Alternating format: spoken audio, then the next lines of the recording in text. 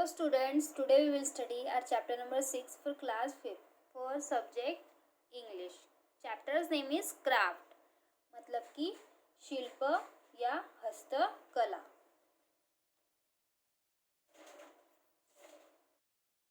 For centuries India has been famous for its handcrafts.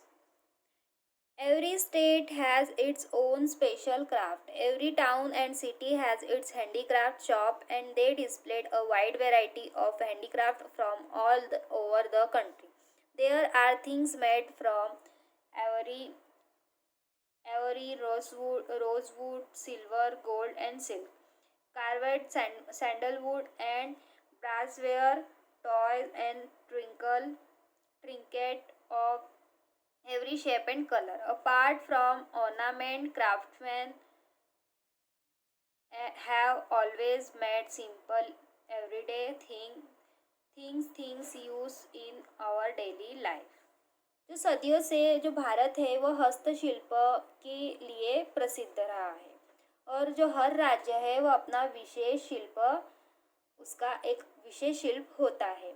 हर शहर और शहर में हस्तशिल्प की दुकानें हैं और देश भर में विभिन्न प्रकार के हस्तशिल्प प्रदर्शित करते हैं.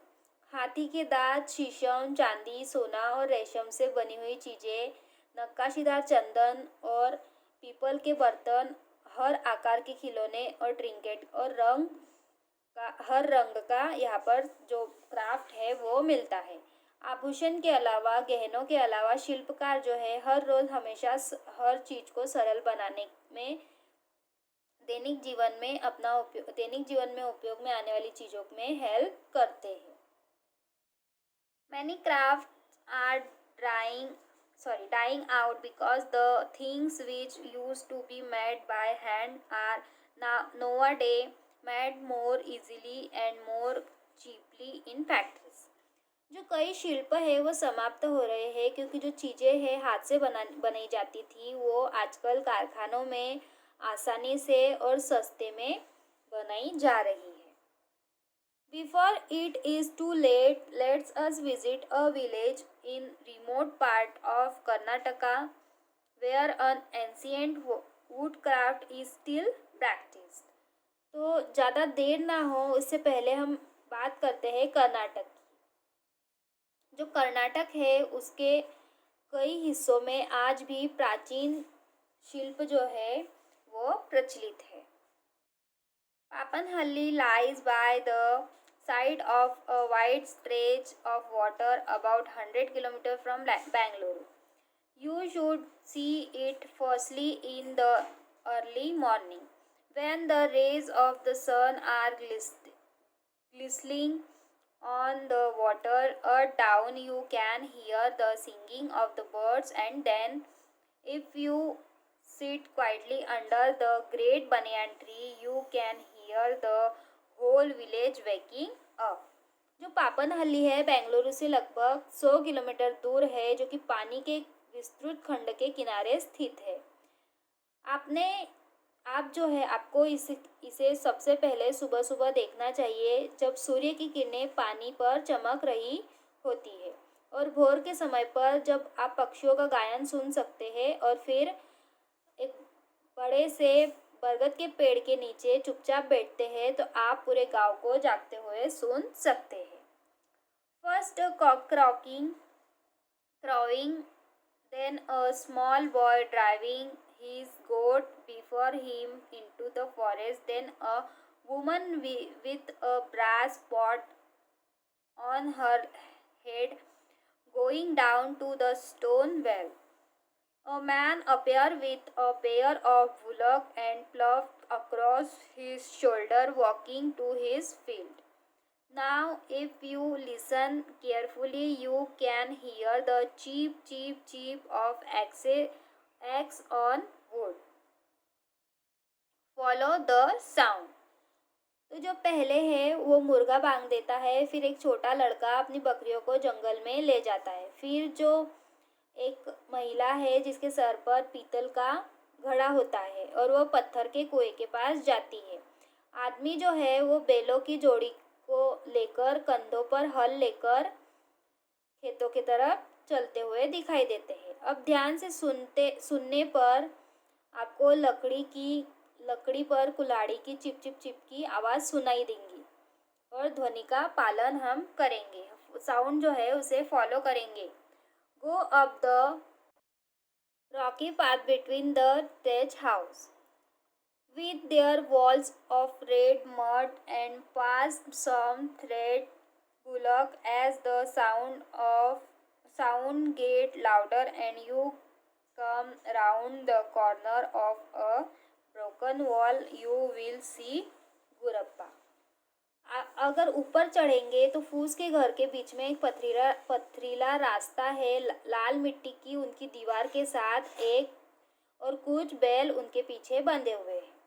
जैसे ही आवाज़ तेज होती है तो आप एक टूटी हुई दीवार के कोने पर के आसपास आते हैं तो आपको गुरप्पा दिखाई देगा। He is sitting on the ground. By his side are some logs of wood which he brought yesterday from the forest. They are freshly cut and wet with sap. Gurappa has already sawn the logs into section about 12 centimeter long. Now he is using an adze to split them into thin pieces about 1 centimeter thick. You can smell the new wood. You can imagine Gurappa's day in the forest. अब वो जो है वो गुरप्पा जो है ज़मीन पर बैठा हुआ है और उसके बगल में एक लकड़ी के कुछ गट्ठे हैं जो कि वो कल ही जंगल से लाया था और उन्हें ताज़ा ताज़ा वो काटता है और उसमें से जो फ्रेशली वो उसे कट करता है और वो गीला गीला दिखाई देता है। गुरप्पा पहले ही लट्ठों को लगभग 12 सेंटीमीटर लंबे खड़े में काटता है और फिर लगभग 1 सेंटीमीटर मोटे पतले टुकड़ों में उसे काटता है और एक विश्लेषण का उपयोग करता है। आप नई लकड़ी को अब स्मेल कर सकते हैं और आप जंगल में गुरप्पा के दिन की कल्पना कर सकते हैं। अब before dawn, Gurappa take his curved knife and a little food tie up in the cloth and start off along the path. He walk for an hour until he find the kind of trees he want. Only certain part of those trees are useful for his work. He climb the tree and cut branches. He work hard all day.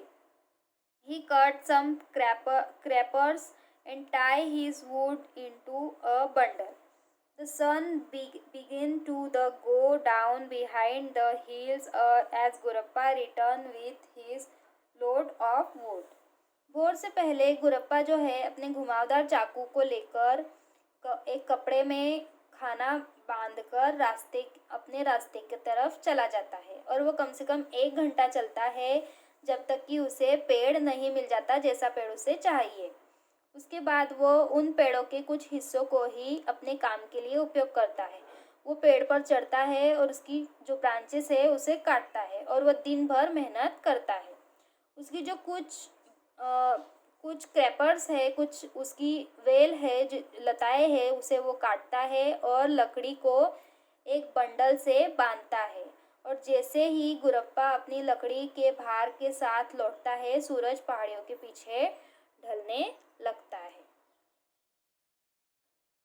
That is how he get his raw material and now as we sit watching him he has finished splitting the wood into flat piece. Then he chop with his edge until the opposite edge of the piece of wood are sharp. फिर वो इस तरह से उसे अपना कच्चा माल जो है वो मिलता है और अब वो जब हम उसे देखने बैठते हैं तो वो अपना जो काम है वो ख़त्म कर चुका है। लकड़ियों को सपाट टुकड़ों में वो विभाजित करता है, काटता है, फिर वो उसके जो एजेस है उसे अदला बदली करते हुए काटता है और लकड़ी के टुकड़ों को नुकीला बनाता है। अब इसके आगे वो ऐसा करके क्या बना रहा है वो हम अगली वीडियो में देखेंगे।